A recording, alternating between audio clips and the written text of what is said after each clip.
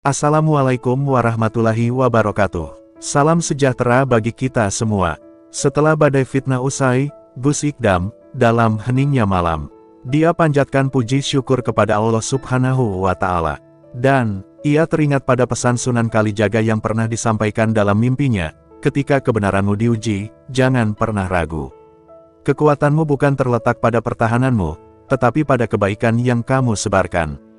Begitu juga dengan Kanjeng Ratu, yang pernah berkata, perjuanganmu adalah perjalanan menuju pencerahan, bukan hanya untuk dirimu, tetapi untuk umat yang akan mengikuti jejakmu. Sebelum kita lanjutkan kisahnya, bantu subscribe channel ini. Di pesantren kecil di Jawa Timur, Gus Ikdam adalah sosok ulama muda yang dihormati.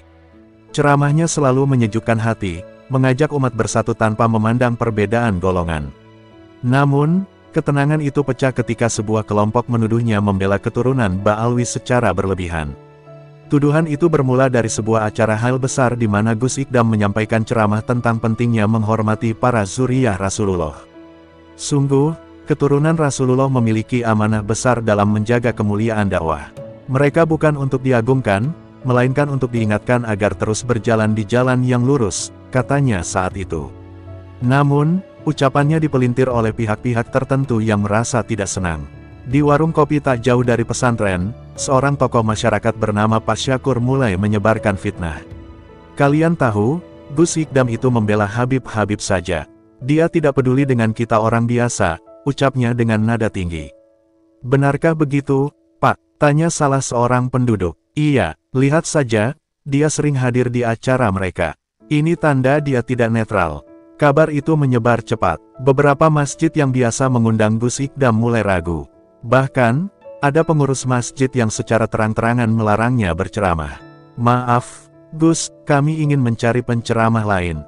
Orang-orang merasa tidak nyaman dengan pandangan Anda, ucap seorang pengurus. Gus Ikdam mendengar keputusan itu dengan sabar.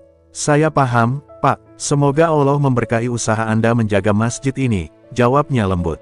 Namun, dalam hati, ia merasakan kesedihan. Betapa mudahnya umat terpecah hanya karena prasangka. Di pesantren, para santrinya mulai resah. Salah seorang santri, Fikri, bertanya, Gus, kenapa mereka menuduh Anda seperti itu? Bukankah yang Anda sampaikan adalah kebenaran? Fikri, fitnah itu seperti api. Ia membakar siapa saja yang mendekat, tapi tugas kita adalah membawa air untuk memadamkannya, bukan meniupnya agar menyala lebih besar, jawab Gus Ikdam dengan bijak. Di tengah situasi yang memanas, seorang tokoh senior bernama Pak Mukhlas datang ke pesantren untuk memberi nasihat. Gus, apakah Anda tidak ingin membela diri? Fitnah ini bisa merusak nama baik Anda, katanya. Pak Mukhlas, kebenaran akan terungkap pada waktunya.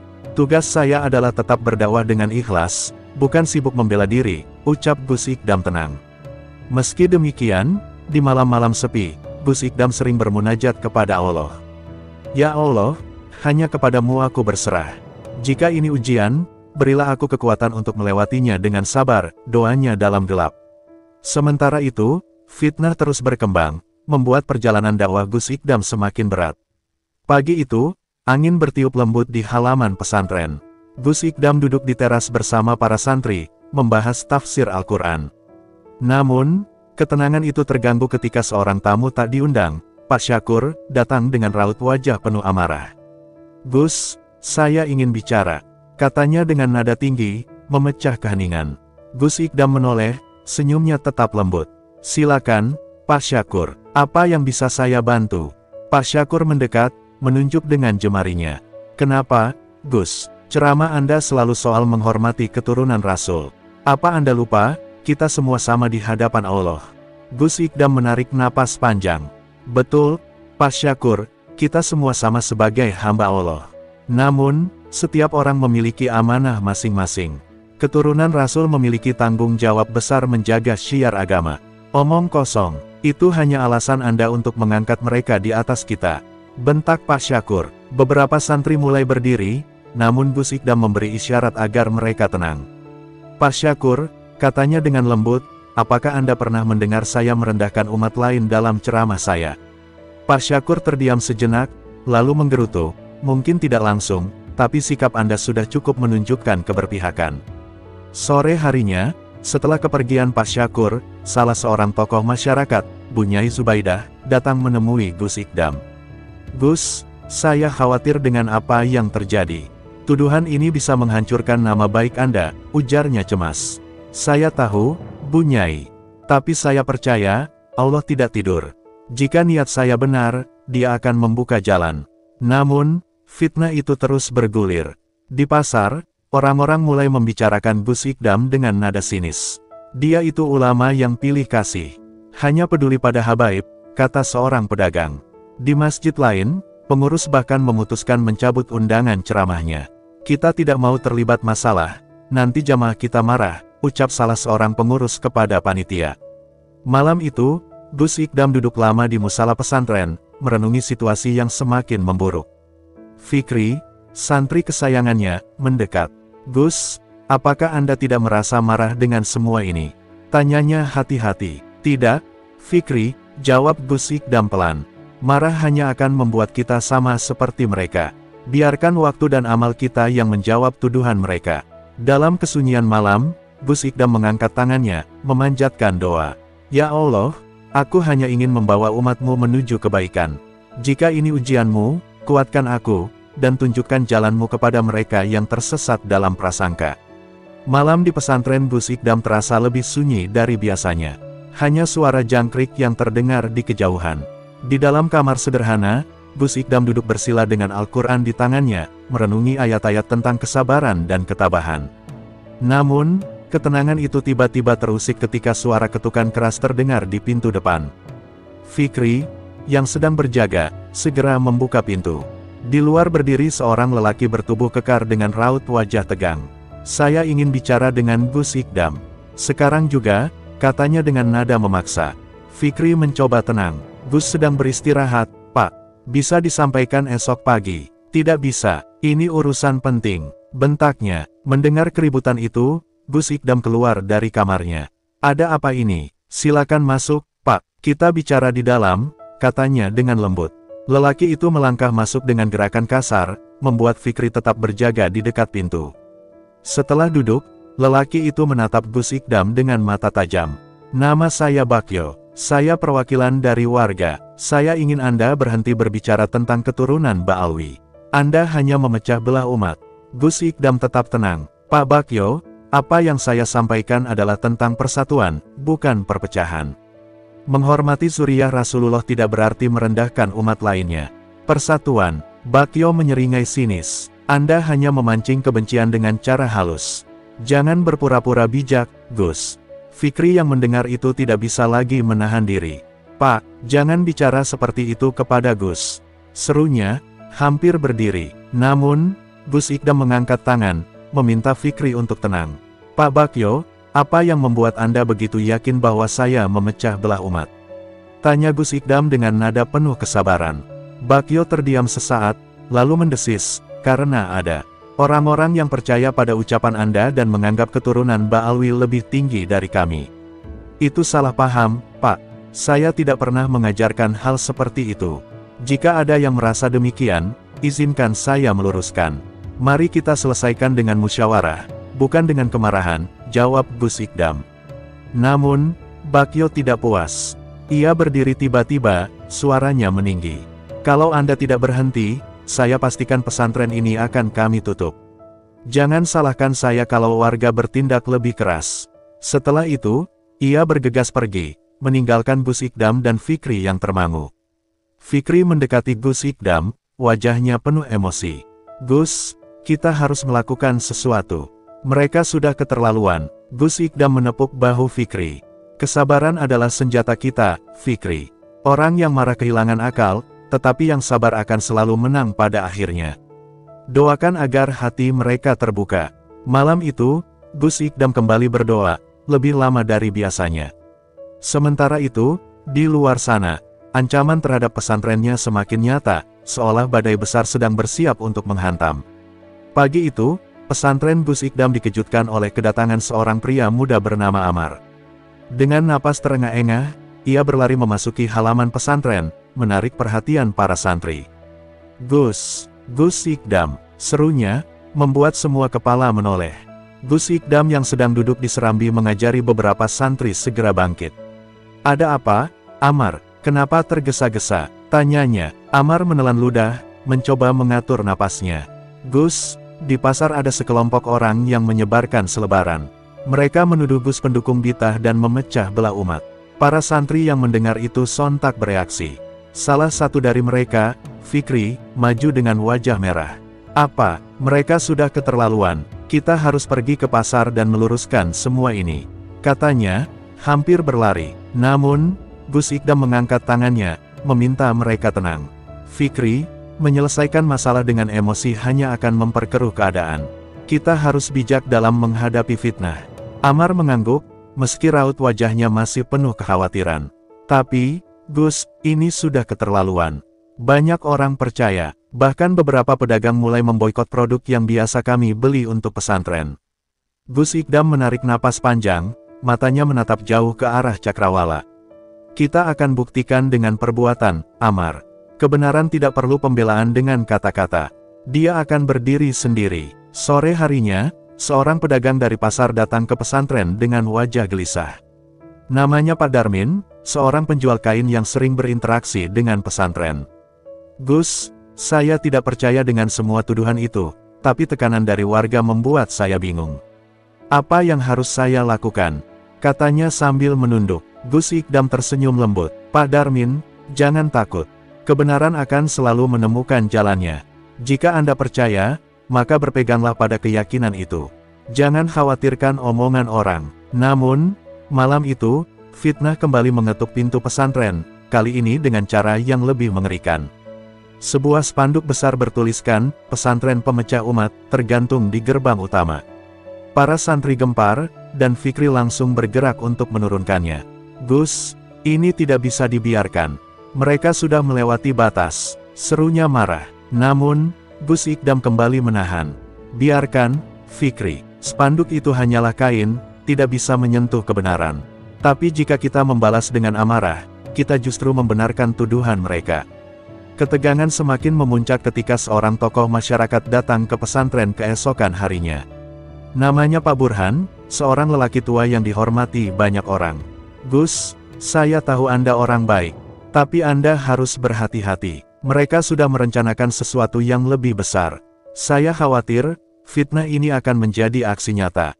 Gus Ikdam tersenyum, meski di dalam hatinya ia sadar badai besar sedang mendekat. "Pak Burhan, terima kasih atas peringatannya. Tapi saya yakin, selama kita berada di jalan Allah, Dia akan selalu melindungi kita." Langit di atas pesantren semakin mendung, seolah mencerminkan ketegangan yang sedang melanda. Di dalam hati Gus Ikdam, ada doa yang terus terucap, memohon perlindungan bagi pesantren dan umat yang terjebak dalam gelombang fitnah ini. Hari-hari berlalu dengan tekanan yang semakin berat. Fitnah terus menyelimuti pesantren Gus Ikdam, seperti awan gelap yang tak kunjung pergi. Di masjid-masjid sekitar, orang-orang mulai memandang Gus Ikdam dengan curiga. Bahkan, beberapa undangan ceramah yang telah dijadwalkan dibatalkan tanpa alasan jelas. Namun, di balik semua itu, Gus Ikdam tetap menjalankan aktivitasnya seperti biasa. Di suatu pagi yang sejuk, ia berdiri di tengah lapangan pesantren, berbicara kepada para santri yang mulai merasa gelisah. "Anak-anakku," katanya, suaranya penuh kelembutan, "ketika kegelapan menyelimuti, itu adalah tanda bahwa cahaya sedang menanti di ujung perjalanan. Kebenaran itu seperti matahari, meski tertutup awan, ia tidak pernah padam." Fikri yang berada di barisan depan angkat bicara. "Tapi, Gus, fitnah ini seperti api yang terus membakar. Bagaimana jika mereka benar-benar menghancurkan pesantren kita?" Gus Ikdam tersenyum. "Fikri, api hanya membakar mereka yang takut terbakar. Tapi jika kita adalah air yang tenang, api itu akan padam dengan sendirinya." Siang itu, seorang perempuan muda datang ke pesantren. Ia bernama Siti, seorang pedagang kecil di pasar yang telah mendengar fitnah tentang Gus Ikdam. Dengan air mata mengalir, ia mendekati Gus Ikdam. "Gus, saya salah. Saya sempat percaya pada fitnah itu. Tapi saya melihat sendiri bagaimana Anda selalu membantu orang-orang miskin, tanpa memandang siapa mereka. Saya mohon maaf." Gus Ikdam menatap Siti dengan lembut, lalu berkata, "Tidak ada yang perlu dimaafkan, Siti. Keyakinan kita sering diuji oleh keadaan. Yang penting, kita kembali kepada kebenaran. Siti mengangguk, lalu meninggalkan pesantren dengan hati yang lebih ringan. Namun, kegelapan belum sepenuhnya berlalu. Malam itu, sekelompok orang mendatangi pesantren dengan membawa obor. Mereka berteriak-teriak di depan gerbang, menuntut agar pesantren ditutup. "Keluar, Gus Ikdam, jangan sembunyi di balik kitab-kitabmu," teriak salah satu dari mereka. Para santri berkumpul di dalam, beberapa dari mereka mulai panik. Fikri maju dengan wajah tegang. "Gus, kita harus melakukan sesuatu. Mereka bisa membakar pesantren." Gus Ikdam menatapnya dengan tenang. "Tidak, Fikri, kita tidak melawan kegelapan dengan kegelapan.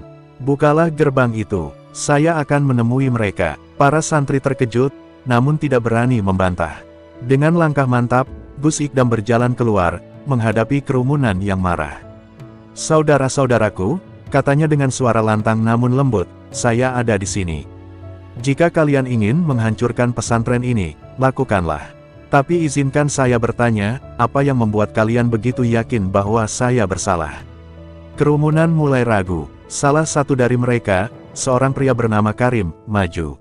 "Kami mendengar dari orang-orang bahwa Anda hanya peduli pada keturunan Rasul dan tidak peduli pada kami." Gus Ikdam menatap Karim dengan tatapan penuh kasih.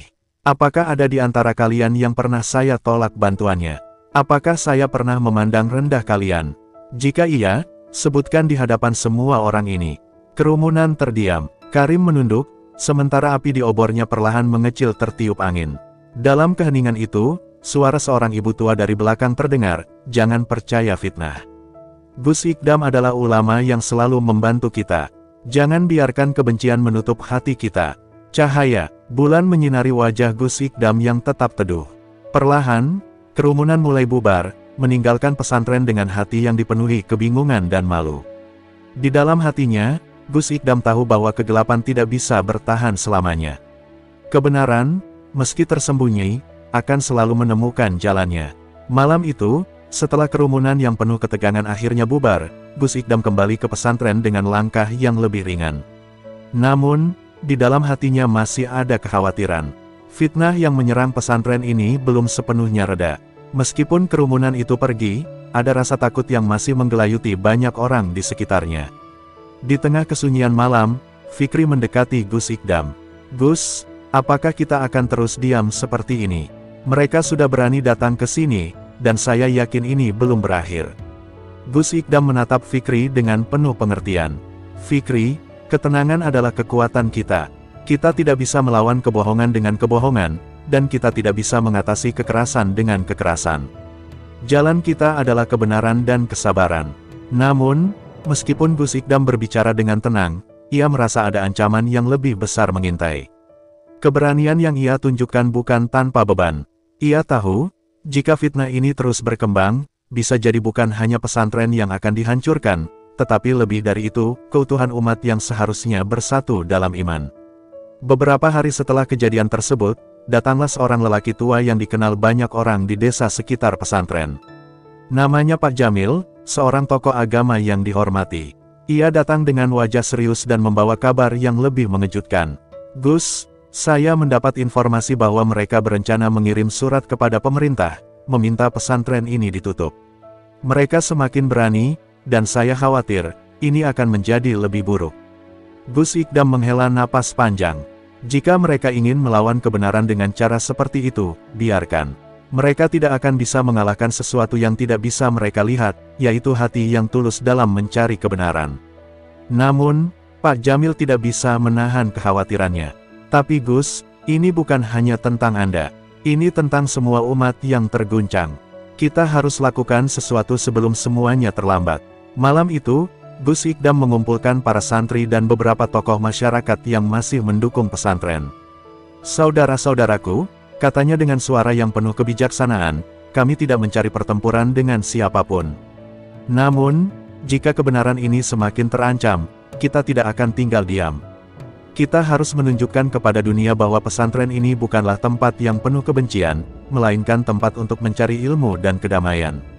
Fikri, yang sudah sejak awal merasa tegang, berdiri. "Gus, apakah kita akan melawan mereka dengan cara yang sama? Apa yang harus kita lakukan?" Gus Ikdam menatapnya dengan lembut. "Tidak, Fikri, kita tidak melawan mereka dengan kekerasan. Kita melawan mereka dengan kebaikan dan kebenaran yang bersinar. Kita akan mengundang mereka untuk duduk bersama, berdiskusi, dan saling memahami. Mari kita buktikan bahwa tidak ada yang perlu ditakutkan jika kita berdiri di atas kebenaran. Hari berikutnya, Gus Ikdam mengirimkan undangan kepada tokoh-tokoh yang telah menyebarkan fitnah, mengajak mereka untuk hadir dalam pertemuan yang akan diselenggarakan di pesantren. Dalam surat itu, ia menekankan pentingnya dialog dan musyawarah untuk menyelesaikan perbedaan. Saat pertemuan itu berlangsung, suasana terasa tegang. Beberapa orang yang hadir masih membawa prasangka dan kebencian di hati mereka. Namun, Gus Ikdam tetap tenang, berbicara dengan penuh rasa hormat dan pengertian. Kita semua ingin kebaikan untuk umat, bukan? Mari kita bicarakan dengan hati yang bersih, bukan dengan prasangka. Dengan sabar dan penuh hikmah, Gus Ikdam berhasil membuka pintu hati mereka yang hadir. Perlahan, kebencian yang selama ini merasuk mulai terkikis. Bahkan, beberapa orang yang awalnya menentang mulai menyadari bahwa kebenaran yang dibawa Gus Ikdam bukanlah sesuatu yang perlu ditakuti. Kebenaran itu tidak mengancam, melainkan membebaskan. Minggu-minggu berlalu dengan kedamaian yang mulai meresap kembali ke dalam pesantren. Angin perubahan terasa begitu jelas, meskipun masih ada beberapa yang mempertanyakan keputusan Gus Ikdam untuk tetap membuka dialog dengan mereka yang sempat mengancam. Namun, semakin hari, lebih banyak orang yang datang untuk belajar dan mencari pengetahuan dengan hati yang lebih terbuka. Pada suatu sore, Gus Ikdam berjalan menyusuri halaman pesantren, menikmati udara segar yang menyelimuti. Di kejauhan, ia melihat para santri yang sedang berkumpul, berdiskusi dengan penuh semangat. Semua tampak lebih percaya diri, lebih tenang. Fikri mendekat, menghampirinya. "Gus, saya tidak tahu bagaimana Anda melakukannya. Beberapa minggu yang lalu, hampir seluruh pesantren ini terancam dihancurkan. Tapi sekarang, suasananya sudah berubah. Orang-orang mulai datang ke sini lagi, bahkan yang dulu menentang keras," ujar Fikri dengan penuh keheranan. Gus Ikdam tersenyum. Perubahan tidak datang dalam sekejap. Ia membutuhkan waktu, kesabaran, dan ketulusan. Semua yang kita lakukan, selama itu berdasarkan kebenaran, pada akhirnya akan diterima. Di tengah pembicaraan mereka, datanglah seorang santri muda bernama Hasan, dengan wajah cerah. "Gus, ada seseorang yang datang untuk menemui Anda. Ia seorang pejabat pemerintah," kata Hasan. Gus Ikdam menatap Fikri, lalu mengangguk. "Tunjukkan jalan kepadanya." Beberapa saat kemudian, seorang pria berpakaian resmi memasuki ruang tamu pesantren. Pria itu memperkenalkan dirinya sebagai Pak Danu, seorang pejabat yang bertanggung jawab atas urusan keagamaan di wilayah tersebut. "Assalamualaikum, Gus," sapa Pak Danu dengan hormat. "Saya datang untuk berbicara langsung dengan Anda." Gus Ikdam membalas sapaannya dengan senyuman. "Waalaikumsalam, silakan, Pak Danu. Apa yang bisa saya bantu?" Pak Danu duduk dengan tenang. "Saya tahu bahwa beberapa waktu lalu, ada banyak orang yang menentang keberadaan pesantren ini. Namun, setelah mendengar berbagai laporan dan menyaksikan perubahan yang terjadi, saya ingin mengatakan bahwa saya mulai memahami lebih banyak tentang tujuan Anda dan pesantren ini. Saya datang untuk memastikan bahwa pesantren ini bisa terus berjalan." Mata Gus Ikdam bersinar dengan harapan. "Alhamdulillah. Terima kasih, Pak Danu. Kami hanya ingin mendidik dan memberikan ilmu untuk umat, tanpa memandang latar belakang atau status mereka." Pak Danu mengangguk. "Saya percaya Anda, dan saya ingin membantu memastikan bahwa pesantren ini terus berkembang. Saya akan mengusahakan agar tidak ada lagi yang menghalangi keberadaan pesantren ini." Perasaan lega menyelimuti Gus Ikdam. Namun, ia tidak ingin terlalu cepat merasa puas. Ia tahu bahwa dunia ini penuh dengan cobaan dan ujian. Tetapi, kali ini, Gus Ikdam merasa bahwa segala sesuatu yang telah ia perjuangkan, kejujuran, kebaikan, dan ketulusan, sedang membuahkan hasil yang manis. Sore itu, dengan langit yang berwarna oranye keemasan, Gus Ikdam berdiri di depan pesantren, menatap horizon. Hatinya penuh rasa syukur. "Ya Allah, semoga kebenaran ini selalu terjaga," doanya dalam hati. Waktu berlalu, dan fitnah yang sebelumnya menggelapkan nama Gus Ikdam kini perlahan mulai hilang. Berita-berita di media sosial yang dulu menyebar dengan cepat kini semakin pudar. Tidak ada lagi komentar-komentar bernada kebencian, tidak ada lagi seruan untuk menutup pesantren. Semua yang tersisa adalah kesunyian yang menenangkan, seperti air yang tenang setelah badai. Gus Ikdam duduk di halaman pesantren, memandangi langit yang mulai senja. Angin lembut menerpa wajahnya, membawa serta aroma tanah yang basah setelah hujan. Ia merasakan kedamaian yang datang setelah segala cobaan itu. Ia tahu, meski kebenaran telah kembali menang, perjalanan ini belum berakhir. Namun, hatinya dipenuhi rasa syukur yang mendalam. Di dalam hatinya, Gus Ikdam mengucapkan terima kasih pada Allah, Tuhan yang Maha Kuasa, yang telah membimbingnya melalui segala ujian. Ya Allah, Engkau telah menguatkanku. Engkau telah memberikan petunjuk di saat aku hampir terjatuh. Hamba bersyukur kepadamu, doanya dengan penuh penghayatan. Tak lama setelah itu, Fikri mendekat. Gus, berita tentang pesantren kita sudah tersebar dengan baik. Banyak yang datang sekarang, bahkan mereka yang dulu menentang. Mereka mulai paham, dan beberapa di antara mereka mengaku salah. Gus Ikdam tersenyum. Itulah kekuatan kebenaran, Fikri. Meskipun lambat, ia akan sampai pada tempatnya. Yang penting adalah kita tetap berada di jalur yang benar, tanpa mengharapkan pujian atau penghargaan. Dalam hening itu, tiba-tiba ia teringat pada Sunan Kalijaga dan Kanjeng Ratu, dua sosok yang selalu hadir dalam mimpinya, memberikan wejangan dan nasihat yang penuh kebijaksanaan. Sejak awal, mereka berdua menjadi sumber kekuatan dan petunjuk bagi Gus Ikdam dalam menghadapi cobaan yang datang. Ia teringat pada pesan Sunan Kalijaga yang pernah disampaikan dalam mimpinya, ketika kebenaranmu diuji, jangan pernah ragu. Kekuatanmu bukan terletak pada pertahananmu, tetapi pada kebaikan yang kamu sebarkan. Begitu juga dengan Kanjeng Ratu, yang pernah berkata, perjuanganmu adalah perjalanan menuju pencerahan, bukan hanya untuk dirimu, tetapi untuk umat yang akan mengikuti jejakmu. Gus Ikdam merasakan kehadiran mereka dalam hatinya. Ia percaya bahwa doa dan dukungan mereka selalu menyertai langkahnya, meskipun dalam bentuk yang tak tampak oleh mata. Dalam setiap keputusan yang diambil, ia merasa mereka selalu memberikan petunjuk yang tepat, meskipun seringkali berupa bisikan lembut di dalam hatinya. Malam itu, setelah Fikri kembali ke tugasnya, Gus Ikdam duduk sendirian di ruang kecil pesantren. Ia membuka kitab-kitab yang sering ia baca, merenung tentang setiap kata yang terkandung di dalamnya. Tiba-tiba, sebuah perasaan datang, perasaan yang belum pernah ia rasakan sebelumnya, rasa damai yang menyeluruh, seperti sungai yang mengalir deras setelah hujan, membersihkan segala keraguan dan kebimbangan. Alhamdulillah, ucapnya lirih, semuanya kembali seperti semula. Kebenaran yang sempat diselimuti kegelapan kini bersinar terang, dan aku percaya bahwa Allah selalu ada di sisiku. Dengan hati yang penuh rasa syukur, Gus Ikdam menutup kitabnya, mempersiapkan diri untuk menghadapi tantangan berikutnya.